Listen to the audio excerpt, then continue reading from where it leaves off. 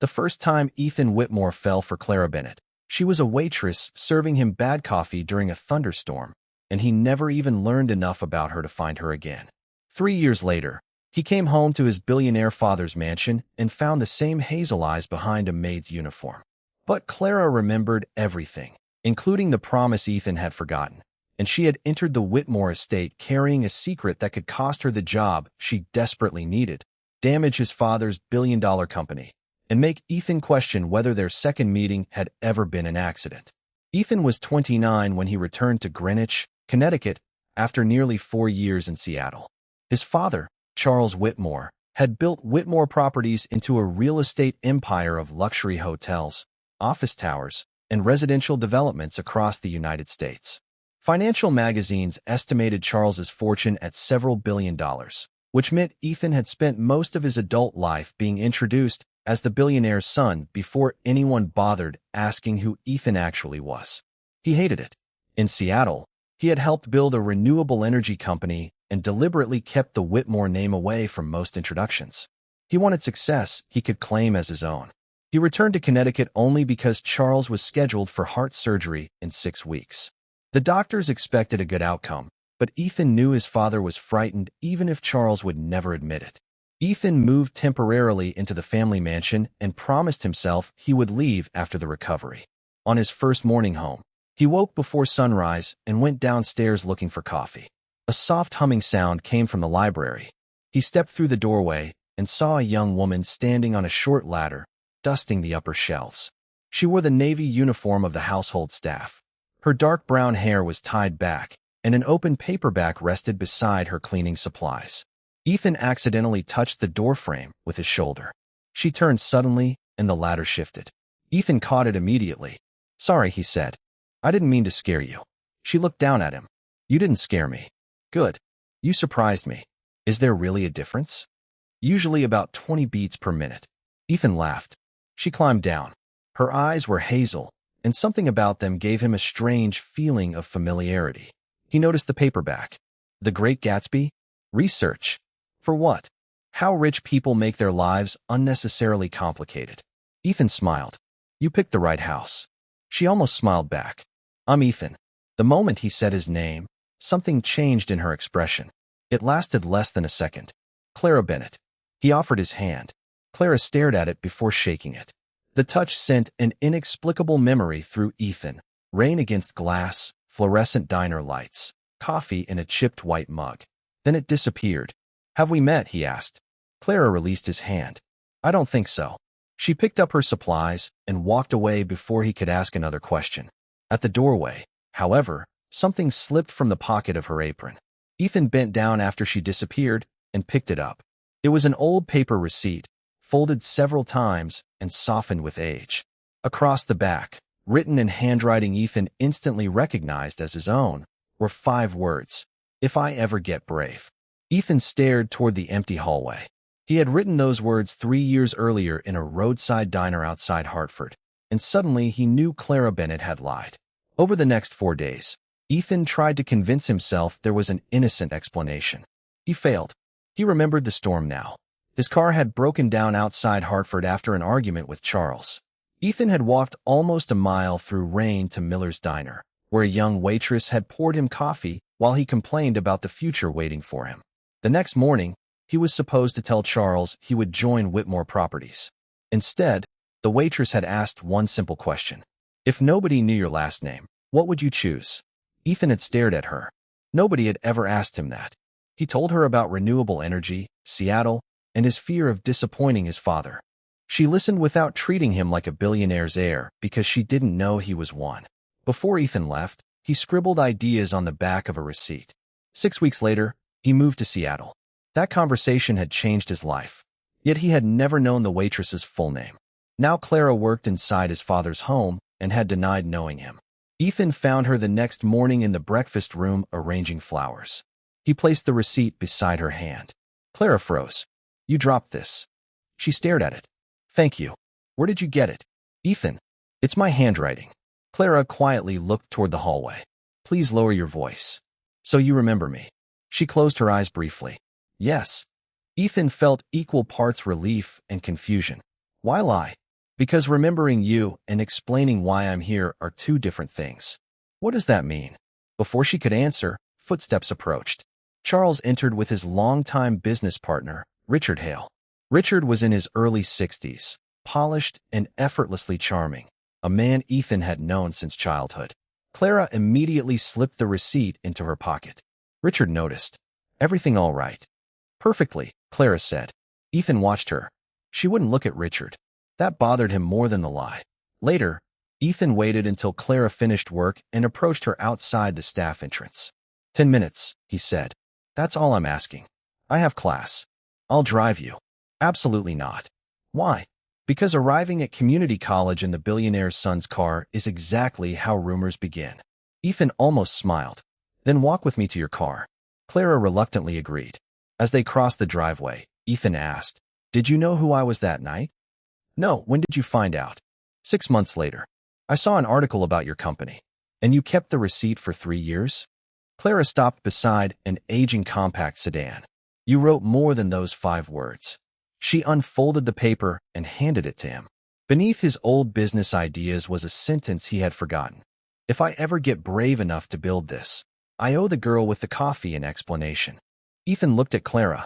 I never came back. No, I should have. You didn't owe me anything. Then why keep it? Clara hesitated. Because that night mattered to me too. Ethan felt the distance between them narrow. Then Clara stepped back. But that isn't why I work here. Then why do you? Her expression changed. My mother worked for your father. Ethan frowned. At the mansion? At a Whitmore hotel in Boston. 14 years. What happened? She lost her job during a restructuring. She died a year later. Clara, I'm sorry. I didn't come here looking for sympathy. Then what were you looking for? She opened her car door. Proof. Of what? Clara looked directly at him. That your father never ordered her termination. Before Ethan could respond, she added, And if the person who did it realizes what I found, I won't be working inside this house much longer. Ethan barely slept. The following morning, Clara avoided him. That only intensified his determination to understand what she had uncovered. At breakfast, Charles discussed surgery schedules while Richard reviewed company reports on a tablet. Ethan barely listened. He kept thinking about Clara's reaction when Richard entered the room. After Richard left, Ethan asked Charles, Do you remember Margaret Bennett? Charles's coffee cup stopped halfway to his mouth. Why? The reaction was immediate enough to surprise Ethan. She managed housekeeping at one of the Boston hotels. Charles slowly lowered the cup. Yes. She was fired. She was included in layoffs when the property was sold. Did you approve it? Charles studied his son. Where is this coming from? Did you? No, Ethan felt a chill. Charles leaned back. Margaret Bennett was on my retention list. She was supposed to transfer to another property. But she didn't. I discovered that later. How much later? Charles looked uncomfortable. Years. Ethan stood. And you never investigated? The hotel had been sold. There were hundreds of personnel changes. She wasn't a personnel change. She was a person. Charles's expression hardened, then softened with something resembling shame. You're right. Ethan left before the conversation became an argument. He found Clara changing flowers in the upstairs sitting room. My father remembers your mother. Clara stopped. You told him? I asked one question. Ethan, I told you this could put my job at risk. He said she was supposed to be retained. Clara's anger vanished. He admitted that? Yes. She sat down slowly. Then the documents are real. Ethan crouched several feet away, maintaining distance. What documents? Clara reached into her pocket, then stopped herself. I shouldn't involve you. I'm already involved. Because you like solving things. No, Ethan looked at her. Because I care what happens to you. Clara's breathing changed slightly. You barely know me. I knew you for 47 minutes 3 years ago and changed my entire life afterward. You changed your life. Because you made me ask the right question. Clara looked away. That's exactly why this is dangerous. What is? You remembering me. Their eyes met. Ethan understood that she wasn't talking about corporate records anymore. Clara stood quickly. I need to finish this room. Ethan respected the boundary and walked toward the door. Clara. She looked at him. I'm glad it was you. She didn't answer until he reached the hallway. So am I. That evening, Clara opened the locked drawer in her apartment where she kept copies of old Whitmore documents. She pulled out one page she had never shown anyone. It contained an executive authorization code attached to the revised termination list. The code belonged to the office of Richard Hale. Ethan's growing feelings for Clara became impossible to disguise. He started waking earlier because she worked mornings. He found reasons to make his own coffee instead of having breakfast served. He stopped inviting friends to the mansion because he preferred 20 quiet minutes talking to Clara in the kitchen. Clara noticed every change and resisted all of them. "You're doing it again," she said one morning while studying accounting during her break. Ethan sat across from her. "Doing what?" "Appearing wherever I happen to be. This is a kitchen. People appear here. Yesterday, I was in the greenhouse. People also appear in greenhouses. Not people who hate gardening." Ethan smiled. "I'm developing interests." Clara tried not to laugh and failed. Ethan leaned back, pleased. "There it is." "What?" "You smiling at me instead of treating me like an inconvenience. Don't get used to it." Too late. Their teasing became the safest way to acknowledge something neither was ready to name. Ethan helped her with accounting. Clara challenged his assumptions about business. He told her about his mother, who had died when he was 19. Clara told him Margaret Bennett had dreamed of seeing her daughter manage a hotel someday. "That's why you're studying hospitality." "Partly. I want to build the kind of workplace my mother thought she had." Ethan admired the clarity of her ambition. She wasn't waiting for anyone to rescue her. That made his feelings stronger and more complicated. One Friday evening, Clara finished work and discovered her car wouldn't start. Ethan happened to be leaving. "I can drive you. I'll call a rideshare. You'll miss class." "Ethan, no chauffeur. No ridiculous car. I have the old SUV." She looked toward the garage. "Your old SUV probably costs more than my tuition. It has 80,000 miles and smells like hiking boots." Clara laughed. "Fine." During the drive, they talked without the mansion around them. Clara admitted she had recognized Ethan the first day he returned and had almost resigned immediately. "Why?" "Because I knew this could happen." "What?" "I could start remembering the person from the diner instead of seeing Charles Whitmore's son." Ethan glanced at her before returning his attention to the road. "Would that be terrible?" "Potentially." "Why?" "Because I work for your family, Ethan. Because I came into that house with another purpose. Because if anyone discovers what I've been investigating, they can say I manipulated you." "Did you?" "No." "Then I don't care what they say." "You can afford not to care." The sentence silenced him.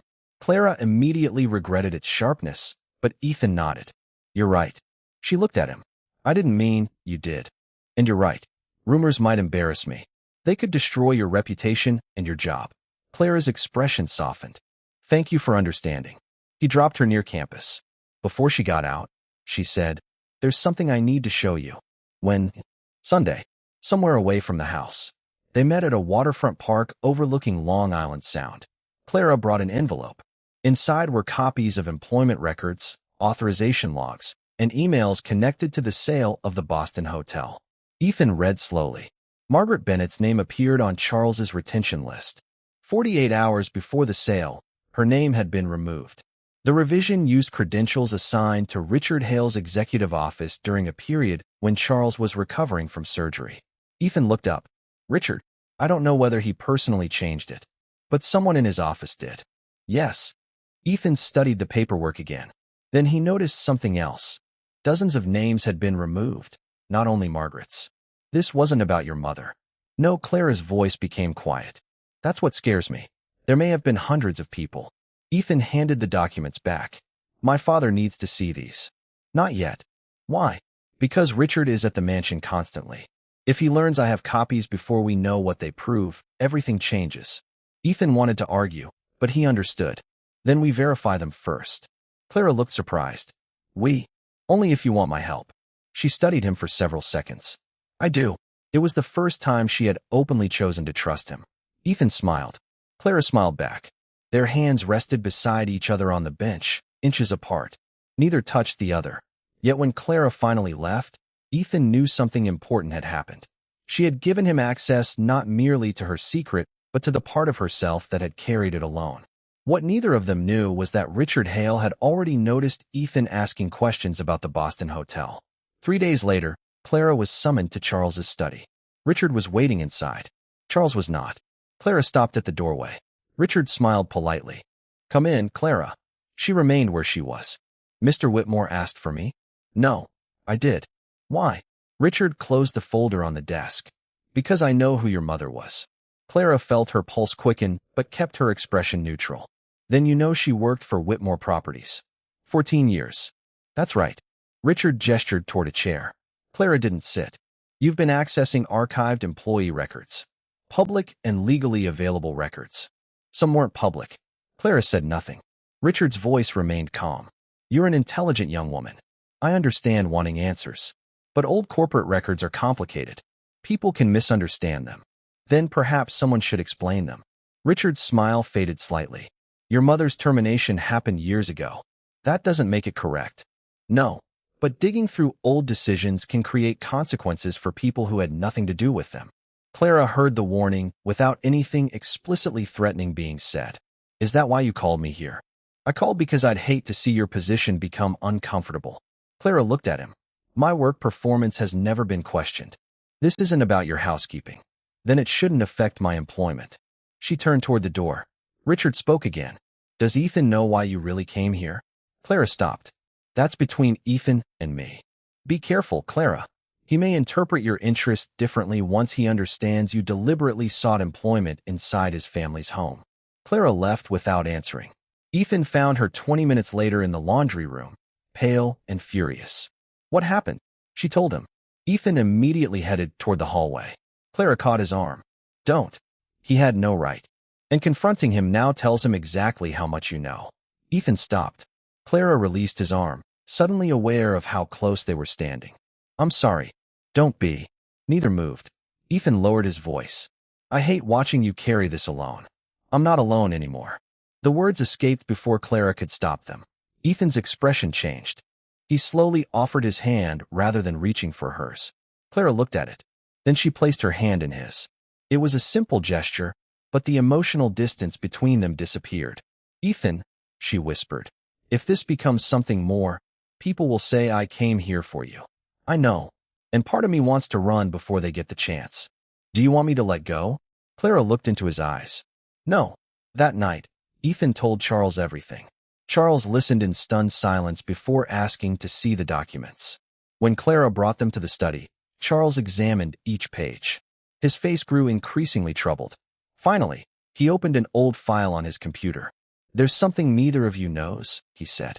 Richard wasn't merely authorized to make temporary decisions while I recovered. Ethan waited. Charles looked at Clara. For 6 weeks, he had my full executive authority. The independent investigation began the next morning. Charles hired outside attorneys and forensic accountants rather than using Whitmore Properties staff. Clara agreed to provide her documents on one condition. Employees affected by the restructuring would be treated as people, not merely entries in a financial review. Charles accepted. Richard was told only that historical transactions were being audited. The atmosphere inside the mansion changed immediately.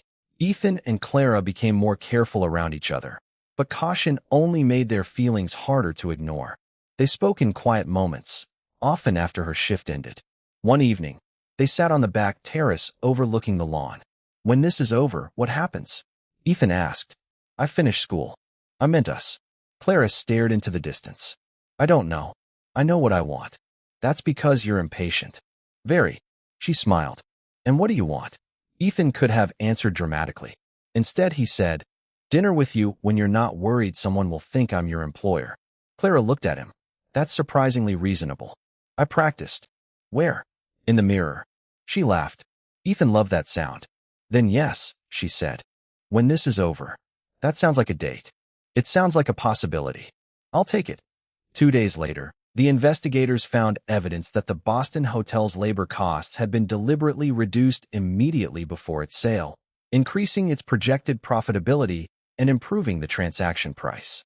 Richard had supervised the restructuring. Charles was devastated. I trusted him with my name, he told Ethan privately, and employees paid the price. Ethan thought about Clara's earlier words. You can afford not to care. For the first time, he fully understood what she meant. The investigation expanded. Clara submitted her resignation from the household before anyone could accuse her of using her position improperly. Charles refused to accept it immediately. You've done nothing wrong.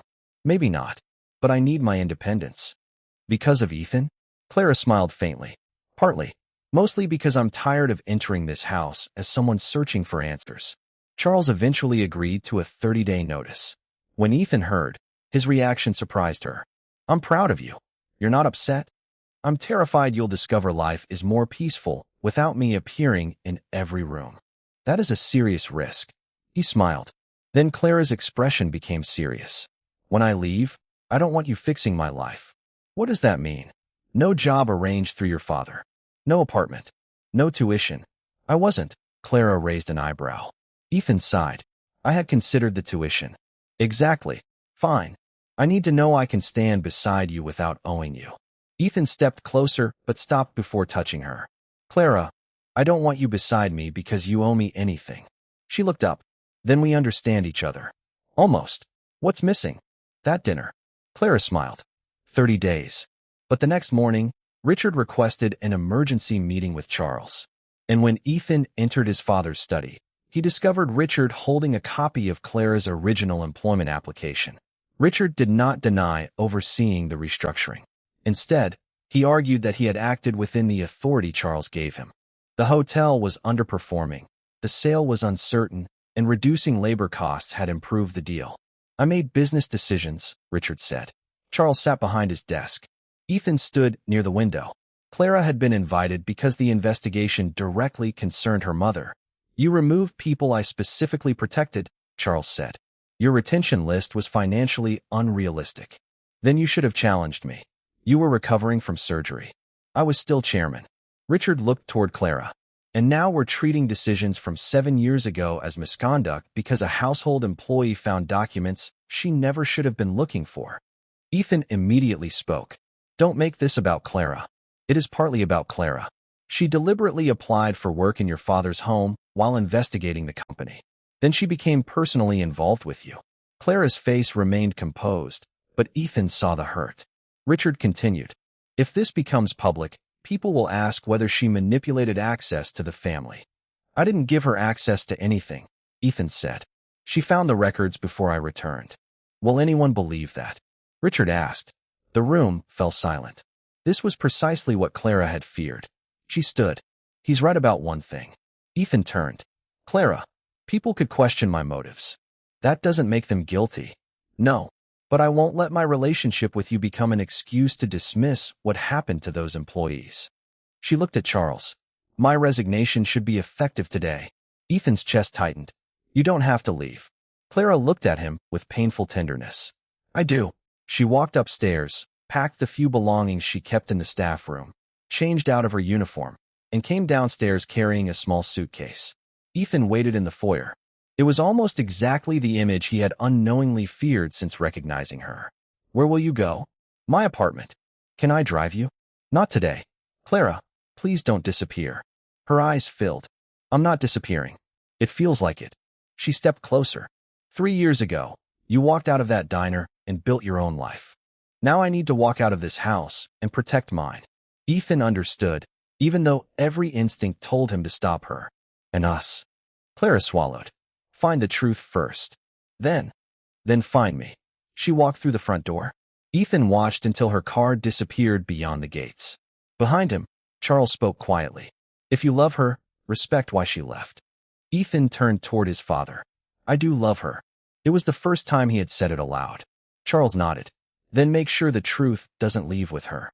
That afternoon, investigators discovered something Richard had not mentioned. The cost reductions had increased the sale price enough to trigger a substantial performance bonus for the executives responsible for completing the transaction. Richard had personally benefited. Clara spent the next week attending classes, working temporary shifts at a small hotel, and refusing to check her phone every 5 minutes. Ethan respected her request for distance. He sent exactly one message. I'm still here. She read it more times than she admitted. At the mansion, the investigation concluded that Richard had used Charles's temporary authority to remove protected employees from retention lists, reducing projected costs and increasing the hotel's valuation. His actions had not been an accidental administrative decision. They had been deliberate. Richard resigned from Whitmore Properties. Charles ordered an independent review of other restructurings from the same period and created a compensation program for employees who had been improperly removed from protected lists. Margaret Bennett's record was formally corrected. Charles personally wrote Clara a letter. He did not ask forgiveness. He accepted responsibility for failing to notice what happened under his name. Clara cried when she read it. Not because the letter repaired the past, but because someone had finally acknowledged that her mother mattered. The following Saturday, Clara finished her shift at the small hotel and walked outside. Ethan stood across the street beside his old SUV, holding 2 paper cups. She stopped. "You found me. You told me to. I thought you'd arrive sooner. I was respecting your boundaries. I'm impressed." He crossed the street and offered her coffee. Peace offering? Diner coffee. So probably more of a health risk. Clara laughed. The sound released a week of tension from Ethan's shoulders. They walked to a nearby park. Ethan told her the investigation's conclusions. "Your mother was on the retention list until Richard removed her. My father has corrected the company record." Clara stared at her cup. "I spent years wondering whether she had done something wrong. She didn't." Clara closed her eyes. Ethan waited. When she finally looked at him, tears were visible. "Thank you. You found the truth, Clara. Not me. You believed me. That part was easy." "Why?" Ethan smiled gently. "Because the woman who met me in that diner had nothing to gain from telling me the truth, and she did it anyway." Clara looked down. "There's something else. Please tell me this is the final secret." "Probably. That word worries me." She removed the old receipt from her purse. "The morning after we met, I wrote something on the inside fold." Ethan opened it. In Clara's handwriting were the words, "I hope he becomes the man he actually wants to be." Ethan read the sentence twice. "You wrote this before you knew my last name." "Yes." "Why keep it?" "Because I thought about you sometimes." "Sometimes. Don't get arrogant." Ethan smiled. Then Clara became serious. "When I saw your photograph months later and learned who you were, I almost went back to the diner, hoping you might return. I wish I had. You weren't supposed to. You were supposed to go live your life." Ethan stepped closer. "And now?" Clara looked at him. "Now I think we've both done enough running." Ethan offered his hand exactly as he had in the mansion. Clara took it. "Dinner?" he asked. "Somewhere normal." "Define normal." "No restaurants with a waiting list longer than my college semester." "Burgers?" "Perfect." Their first real date cost less than $40. Ethan considered it one of the best evenings of his life. 6 months later, Clara graduated with honors and accepted an assistant management position at an independent boutique hotel in Boston. Ethan never called the owner, never offered money, and never tried to improve the offer. When Clara received the job on her own, he celebrated harder than she did. Their relationship grew without the mansion between them. They argued sometimes. Ethan occasionally slipped into solving problems with money. Clara occasionally assumed his privilege meant he couldn't understand something before giving him the chance to try. They learned to apologize. They learned that equality did not mean pretending their backgrounds were identical. It meant refusing to use those differences as power over each other. Charles's surgery was successful. His relationship with Clara changed too. He never treated her as his son's romantic interest first. He treated her as Margaret Bennett's daughter and a hospitality professional whose criticism had forced his company to become better. A year later, Clara became operations manager. Ethan attended the celebration and spent most of the evening proudly introducing himself as Clara Bennett's boyfriend. "You're enjoying this too much," she whispered. "Nobody has asked about my father for 45 minutes. This is paradise." One autumn weekend, Clara suggested a drive. She refused to say where they were going. When she directed Ethan off the highway near Hartford, he recognized the road. Miller's Diner still stood beneath its faded sign. Ethan stared. "You planned this." "Maybe." They entered and sat in the same booth where they had met years earlier. The coffee was still terrible. "Consistency," Clara said after tasting it. "That's what builds customer loyalty." They laughed. After dinner, they walked into the parking lot beneath a clear night sky. Ethan stopped beside the place where his broken car had once waited. Clara turned. "Why are you looking at me like that?" "Because I'm about to do something you'll probably accuse me of overplanning." "That could describe most of your life." Ethan reached into his coat pocket. Clara's eyes widened. "Ethan, before you panic, there's no orchestra." "Good. No helicopter." "Better. No photographer." Clara glanced around suspiciously. "I checked." Ethan laughed, then took her hand. "When I first met you, you didn't know my name mattered to anyone. You saw a man who was afraid to disappoint his father, and you reminded him that his life belonged to him.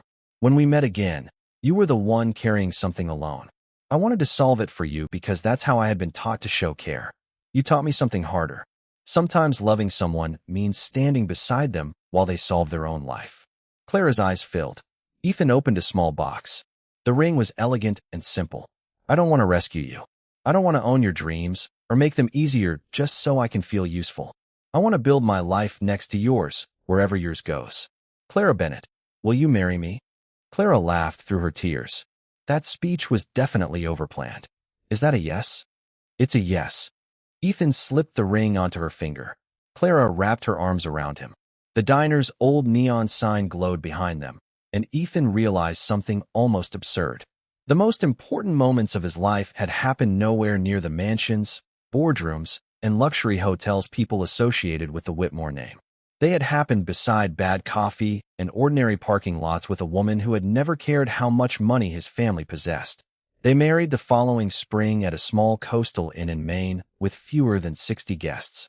Clara refused every suggestion that sounded remotely like a society wedding. Charles respected her wishes. A photograph of Margaret Bennett rested among the flowers near Clara's family. Ethan promised partnership rather than protection. Clara promised honesty, especially when Ethan's ideas were terrible. Several years later, Clara opened her own boutique hotel on the Maine coast after building a career strong enough to attract independent investors. Ethan participated only after she handed him the same formal investment proposal everyone else received. No husband privileges, she warned. Can I at least get free breakfast? We'll discuss it. The hotel became known not merely for beautiful rooms, but for the way it treated employees.